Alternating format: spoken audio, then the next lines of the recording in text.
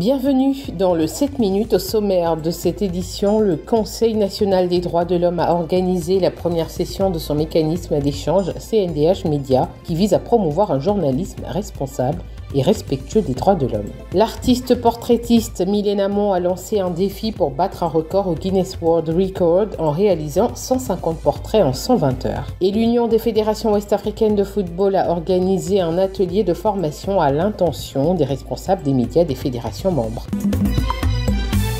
Promouvoir un espace numérique respectueux des droits humains et renforcer des pratiques journalistiques responsables, tels sont les objectifs du CNDH à travers son mécanisme d'échange CNDH Média. La première session de ce mécanisme d'échange s'est tenue au siège du CNDH le jeudi 6 février avec la participation de la ACA et du REPRELSI. L'espace numérique donne lieu quelquefois à la désinformation, la propagande des discours haineux et non respectueux des droits de l'homme.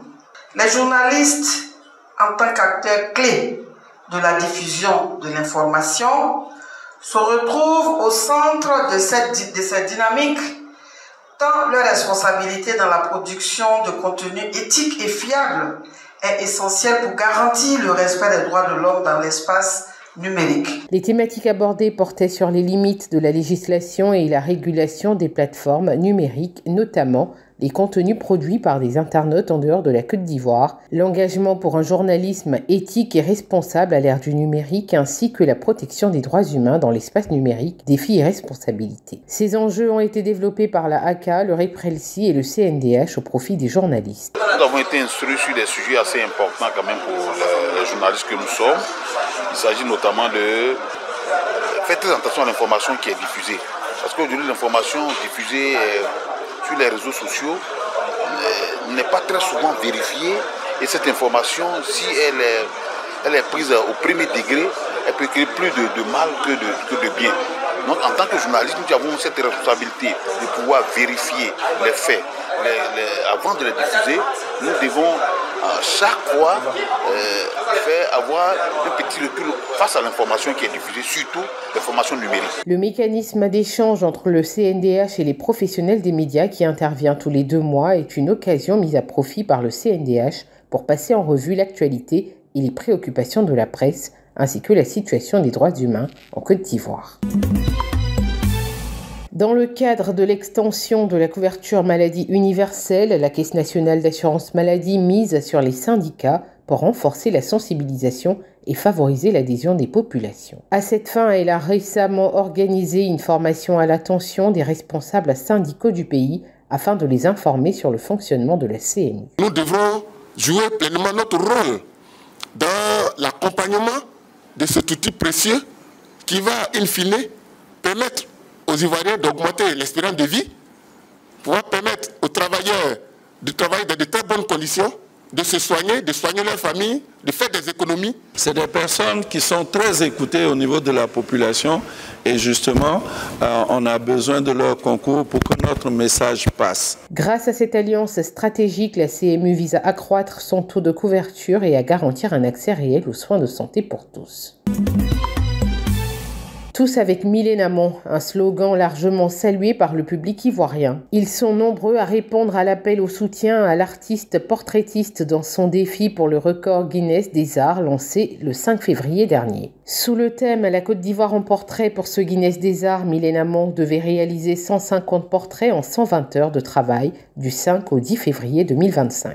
Avec mes amis de l'école, nous sommes venus soutenir Mylène Hamon pour l'encourager dans tout ce qu'elle fait. Comme cela a été le cas avec notre sœur Zena Bansé, voilà, c'est important de passer la soutenir, nous donner encore plus de force. C'est un événement qui se passe dans notre commune, nous devons nous l'approprier et puis nous devons porter le flambeau, porter le nom de la Côte d'Ivoire, quel que soit l'endroit où nous nous trouvons, nous devons porter le nom de la Côte d'Ivoire. Parmi les premières œuvres réalisées, on retrouve des portraits des chefs d'État ivoiriens, des membres du gouvernement et de personnalités publiques. Le record Guinness, reconnu à l'échelle internationale et couvrant une multitude de disciplines, met à l'épreuve les prouesses humaines et les extrêmes naturels.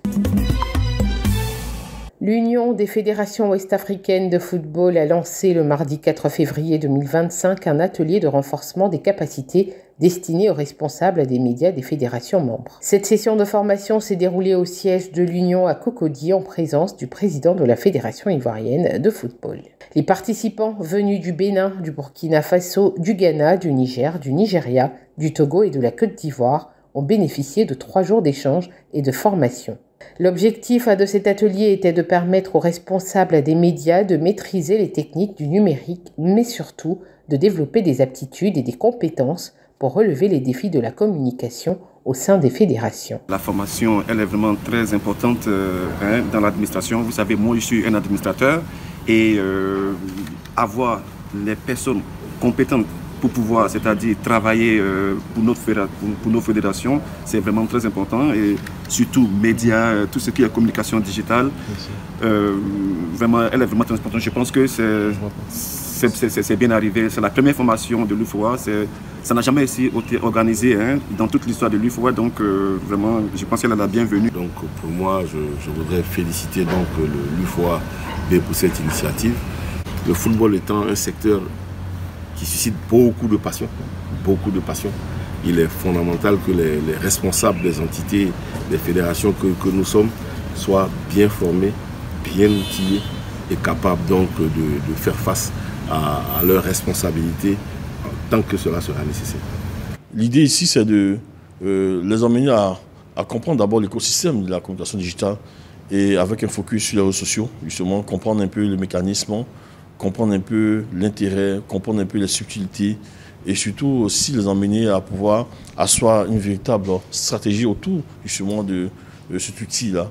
Et cela commande à ce que bien, on puisse les évaluer eux-mêmes, évaluer leurs besoins, évaluer aussi justement leurs différentes expériences, de sorte à pouvoir véritablement asseoir ensemble justement une forme de stratégie à travers des cas pratiques.